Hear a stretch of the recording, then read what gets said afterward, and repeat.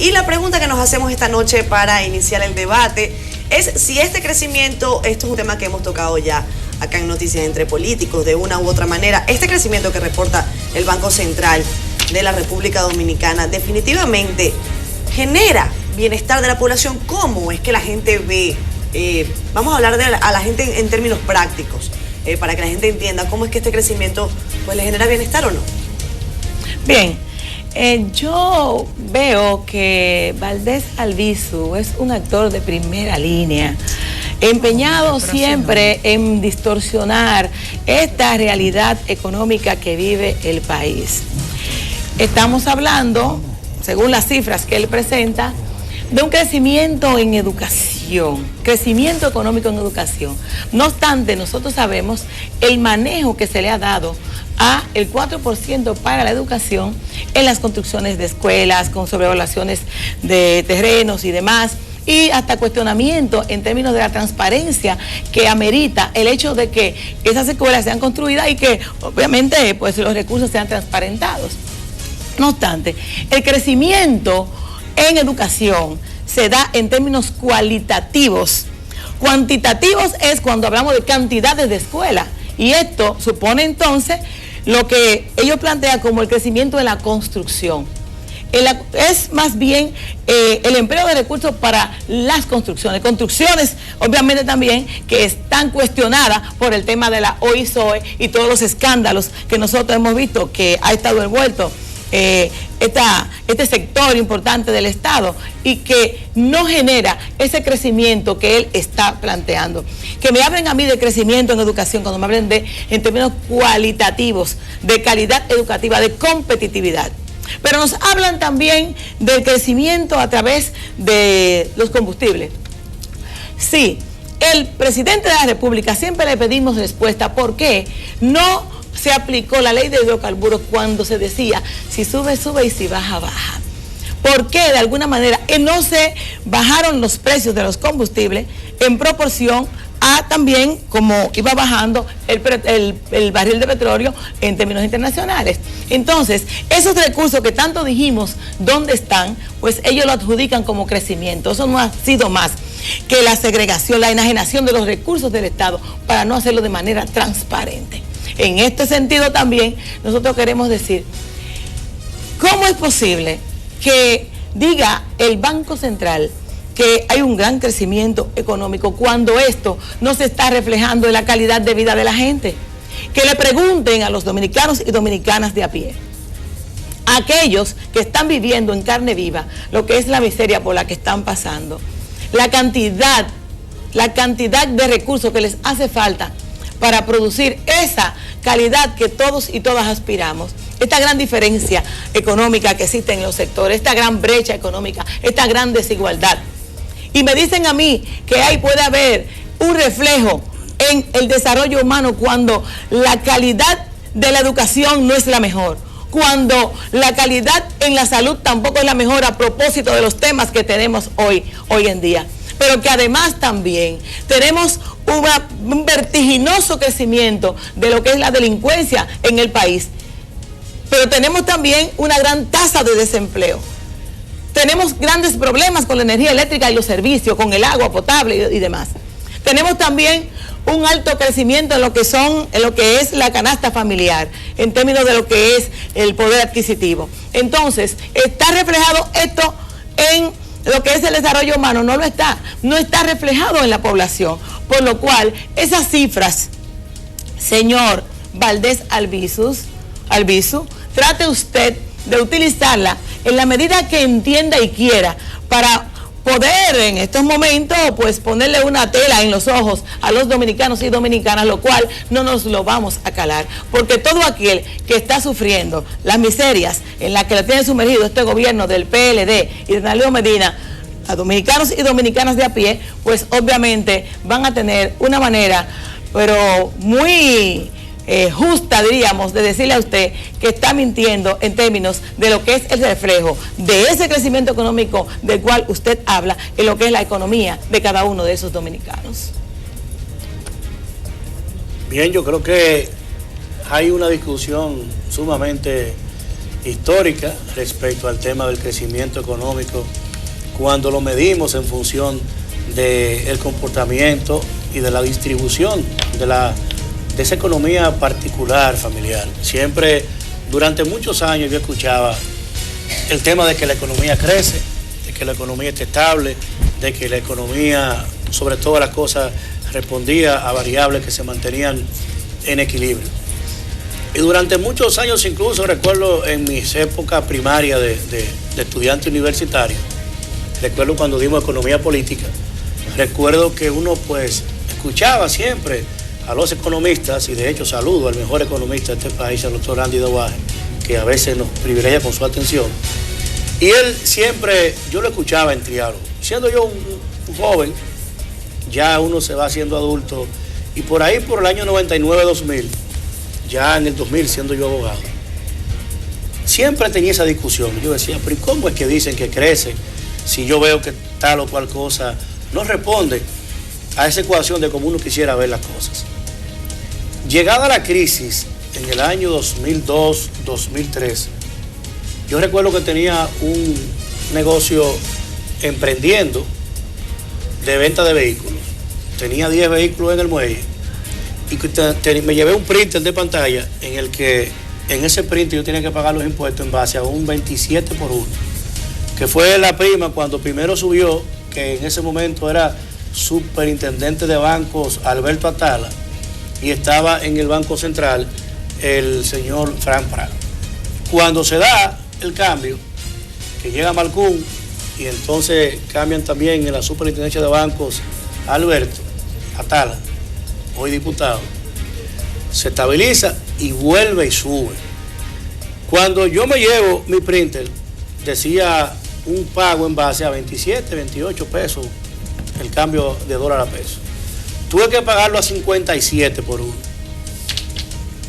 Indudablemente que lo que no me pudo explicar durante 12, 14 años los economistas, incluso nunca lo logré aprender en el aula, el valor de la estabilidad, el valor para la sociedad y para los agentes y para todos, cada uno de nosotros, como se habla de estabilidad cambiaria, de estabilidad económica, sobre todo esa estabilidad de los indicadores macroeconómicos. Ahí lo entendí, porque quebré en 2 meses. Cuando saqué los vehículos, de hecho, algunos no los pude vender, tuve que dejarlos de acción de pago en un acuerdo para poder liquidar la mercancía, porque cuando usted tiene una inflación, una hiperinflación como esa, no hay negocio que sea rentable, no hay cabeza que quede consigo. Debía $34,000 en Estados Unidos, a 25 por 1. Cuando tuve que liquidarlo, venía al 63 por 1, entonces duré 4 años pagándolo. Lo que no pagué de crédito educativo en la universidad, porque yo estudié con crédito. Lo que no duré pagándole a la universidad, lo que me costó mi carrera, duré 4 años pagándole esos 30,000 y pico de dólares, que fueron 1 millón y pico de pesos de mi primer esfuerzo de inversión. ¿Por qué? Porque perdimos la estabilidad, porque ahí no tuvimos lo que ahora estamos teniendo. Se traduce que cuando hay estabilidad la cosa está buena, que mi negocio está mejor, que el suyo está mejor. Yo creo que no. Hay mucho, pero muchas cosas que mejorar, decía Karen, y yo creo que no hay una palabra más descriptiva que esa. Pero para mejorar hay que existir. Para mejorar y para que usted pueda tener espacio a esa aspiración lógica de usted crecer, tiene que existir. Y los negocios saben que donde no hay estabilidad cambiaria, donde no hay estabilidad macroeconómica, no hay negocio que pueda abrir y que pueda permanecer como tal. Al final, siempre tendremos una propensión a no entender las cosas solo cuando no las tenemos. Una funda de cemento de 77 pesos que costaba, se metió en 400 y pico de pesos, que hoy, 14 años después, no está tan cara como llegó a costar. Un galón de aceite que costaba 52 pesos, en ese momento llegó a costar 200 y tantos pesos. Y el huevo, que costaba 22 pesos el cartón, entró en 207. Al final, ese tipo de dinámicas hiperbólicas de inflación solo las recordamos cuando la hemos vivido, y por eso cada cierto tiempo, a los ciclos de generación, cuando uno se hace adulto, que uno va entendiendo ese tipo de temas. Es que al final lo primero que hay que apostar es a tener país, a tener estabilidad, a tener puntos sobre los cuales trazar planes de negocios que usted pueda decir, yo voy a poner un negocio y que yo puedo entender, que puedo invertir 2, 3, 100 mil dólares, 3 millones de pesos y que lo puedo pagar. Y que no tenga yo el sobresalto de que tengo que orarle a los santos para saber si esa prima del dólar que yo concerté hoy en un negocio, en 2 o en 3 meses estaré pagándola 5 o 6 veces más cara. Estabilidad es el primer paso para poder progresar y para poder desarrollar cualquier dinámica de negocios. Lo que no nos enseñó el aula, nos lo enseñó la inflación cuando la tuvimos en ese proceso. Bueno, yo creo que esos son de los temas que uno puede decir más claro de ahí ni el agua. Una cosa es el discurso político, una cosa es decir quién te subió el azúcar, quién te subió la leche, quién te subió el gas, y otra cosa es la realidad. Señores, los números, las estadísticas, eso no se maneja. Yo creo que si nosotros ponemos en duda lo que ha estado pasando con la estabilidad y con el manejo de los fondos públicos en República Dominicana, pues entonces nosotros estamos haciendo un flaco servicio a la verdad y un flaco servicio y un poco compromiso con la realidad que vive el país. Una cosa es el nivel de cómo se han manejado los fondos públicos, con la pulcritud que se ha hecho el manejo de la tasa, de la inflación, con el cuidado, con la austeridad que los gobiernos del PLD y el esfuerzo y sacrificio han tratado de mantener una estabilidad para que la República Dominicana vaya en crecimiento. Pero no se puede pedir a un partido de oposición que nació el otro día, que no vivía en la República Dominicana, porque no, en los tiempos que ellos recuerdan, o quizás no recuerdan ninguno, ni había problema de luz, ni había problema de desempleo, ni había problema de delincuencia, ni había ningún tipo de problema. Ellos llegaron ahora, en el último gobierno de Leonel o en el principio del gobierno de Danilo, y ahora fue que se dieron cuenta de lo que pasó. Su memoria se borró porque se cambiaron el nombre. Entonces, ciertamente, tenemos que ser honrados hasta con la palabra, Nuestro país ha mostrado un crecimiento, un avance y un desarrollo por encima de los países de la región. Y eso que no tiene que decir Valdés Albizu, que goza del respeto y de la consideración del pueblo dominicano, porque no tiene por qué decir una cosa por otra. Ahí están los números y la estadística, ahí están todos los economistas, los expertos en la materia que pudieran refutarlo. Nosotros no, porque somos políticos. Y muchas veces vemos las cosas del color que queremos mirarla. Pero con la realidad no se compite. Eso quiere decir que es real. Otra cosa que usted quiera decir, yo no pude comprar lo que yo me compré el año pasado. Yo no pude comprar lo que me compré el año antepasado. Y hay otros que no se podrán comprar en este año lo que se compraban en el 2000, lo que se compraban en el 2004, lo que se compraban en el 2003. ¿Y a qué precio de la República Dominicana se lo compraban? Pero de que ha habido estabilidad, de que ha habido crecimiento, eso ha sido un reconocimiento hasta internacional del manejo de los fondos públicos que ha tenido el gobierno del Partido de la Liberación Dominicana, encabezado por su presidente, economista, cum laude, lo primero, Danilo Medina. Una de las quejas que se ha tenido o que se tuvo fue el tema de la austeridad, porque ha decidido que la República Dominicana en esos temas económicos lleve la delantera para que podamos tener el desarrollo que poco a poco hemos ido viendo.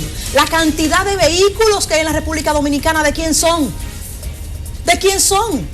De extranjeros. Pero llegaron aquí.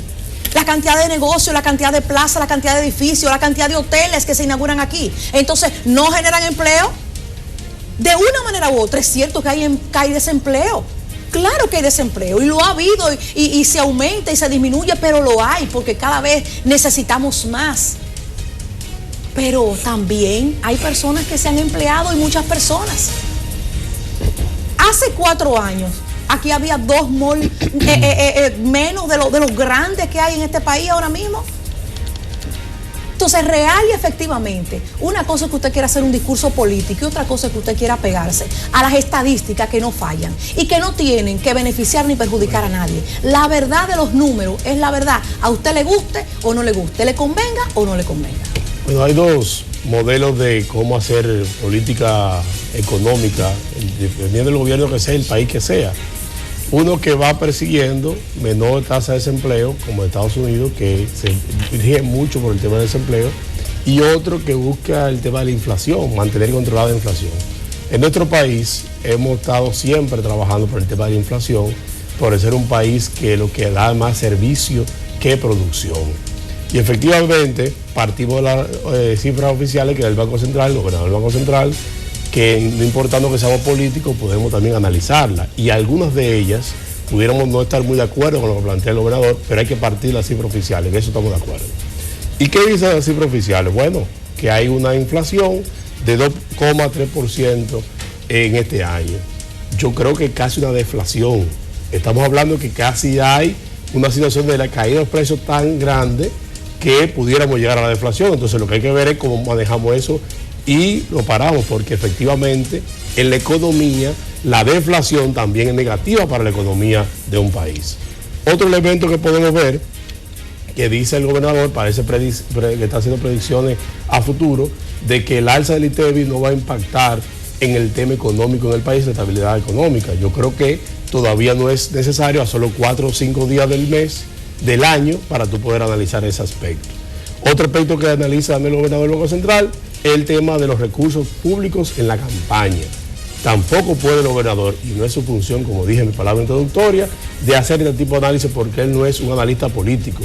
Él es el gobernador que maneja la parte macroeconómica y la política monetaria del país. Y esos son aspectos en su alocución que yo creo que no son muy positivos para este momento. En los aspectos positivos, porque tampoco podemos negar, el tema turismo se mantiene en materia de comercio, se mantiene el tema de los agentes financieros, pero cada uno de esos aspectos son, como dije hace un momento, más de servicio que de producción. Vemos un poco ausente lo que es el aparato productivo nacional. Vemos ausente lo que son las exportaciones como tal, aunque dicen que bajó las importaciones, lo cual la balanza comercial pudiera estar más equilibrada, pero no es así. En nuestro país todavía le falta desarrollar más en la cultura exportadora para tener un crecimiento económico de mayor calidad. Ahora, vámonos a la distribución de la riqueza. Yo quiero que nos digan a nosotros cuánto se ha invertido de ese crecimiento, ese 7%, en mejorar la calidad de vida de los dominicanos. Correcto. Eso está pendiente. Nadie puede aquí desconocer que hay una deuda social, como decía Aníbal al principio, con los dominicanos en la inversión que necesita. Porque si tú me dices que tiene una caída de los precios y tiene una baja tasa de inflación, como tú me dices por otro lado, como decía Josefa, que te sube la canasta familiar a 30,000 pesos por familia. Entonces, no es posible y no se compagina y no está equitativamente desarrollado y distribuida las riquezas para que el pueblo dominicano pueda salir de la pobreza. Salen 700,000 personas, dice el gobierno, de la pobreza, pero ¿y cuánto bajan de la clase media y bajan su calidad de vida? Pero ¿cuánto aquellos que tenían una posición económica más favorable ahora tienen que verse que tienen que subsidiar algunos renglones porque el Estado no te lo prevé? El tema de energía eléctrica, todos tenemos que tener una planta eléctrica o tener un inversor en nuestra casa porque no hay luz en las casas. Tenemos el tema del agua, ahora hay que salir a comprar tanque de agua porque no te dan el servicio eficiente del agua. El tema de seguridad, ¿cuánto representa? Aníbal tiene comercio y negocio aquí. ¿Cuánto representa el renglón de seguridad en el costo operativo de las empresas por el alto índice de inseguridad ciudadana? Eso tenemos nosotros que revisarlo también. Claro. El tema de los vehículos que se dañan permanentemente por la mala situación de las carreteras y las avenidas nuestras principales. Ok, sube el renglón de construcción, pero va muy ligado el tema de educación también, como decíamos en esta mesa anteriormente, por la gran construcción que está haciendo el gobierno en ese aspecto. Pero está vinculado al sector público. Para que estemos claros, son necesariamente inversiones de construcción privada. Es fomentado por el Estado, y eso lo saludamos, pero el sector privado se ha quedado un poco rezagado en el tema de inversión. Entonces, el modelo económico dominicano, eso tenemos que revisar para que a medida que tenga mayor crecimiento, así debe mejorar la calidad de vida de los dominicanos. Y hace tiempo no hay un reajuste salarial, hace tiempo que no hay mejoramiento en la calidad de vida y los accesos a los principales productos que necesitan los ciudadanos. Entonces yo creo que tenemos que revisar un poco. Las viviendas no han bajado en este país. A veces no es muy bueno que bajen la venta de la vivienda, pero los alquileres siguen subiendo, que la mayoría de los ciudadanos lo que viven en viviendas alquiladas. Entonces todo ese modelo tenemos que revisarlo, y parece una economía restrictiva, no una economía progresiva, donde el ciudadano tenga la capacidad de estar en un punto, en un momento de que inicia en un área laboral, y que en el futuro esté en otro nivel de la cadena social y económica del país. Entonces creemos que este modelo económico actual hay que revisarlo. Está pendiente el pacto fiscal también, que es un elemento importante para mejorar los ingresos del Estado y para que los ciudadanos también no paguemos solamente el 30% de lo que tenemos que pagar pero que lo que pagamos el 30% ya la carga es demasiada para los ciudadanos. Entonces, todos esos aspectos son importantes poner sobre la mesa cuando hablamos de economía, de macroeconomía y desarrollo económico del país. Sí, mira, yo creo que muchas veces irrespetamos la historia en una miopía política en términos económicos. Si nosotros nos detenemos a ver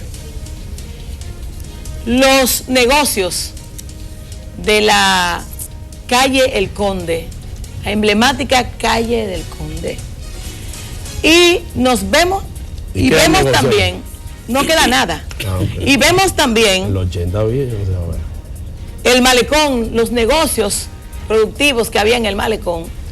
Entonces podemos ver si estamos creciendo en positivo o lo estamos haciendo en negativo. Pero además,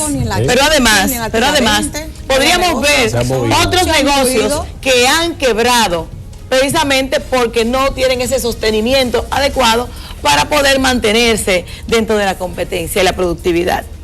Pero además, y respetamos la historia cuando hacemos un desconocimiento flagrante de por qué la prima del dólar otrora en el pasado pudo haber aumentado y se produjeron algunas situaciones económicas lamentables. Hubo una crisis financiera sustentada en diferentes factores, excelentemente manejada,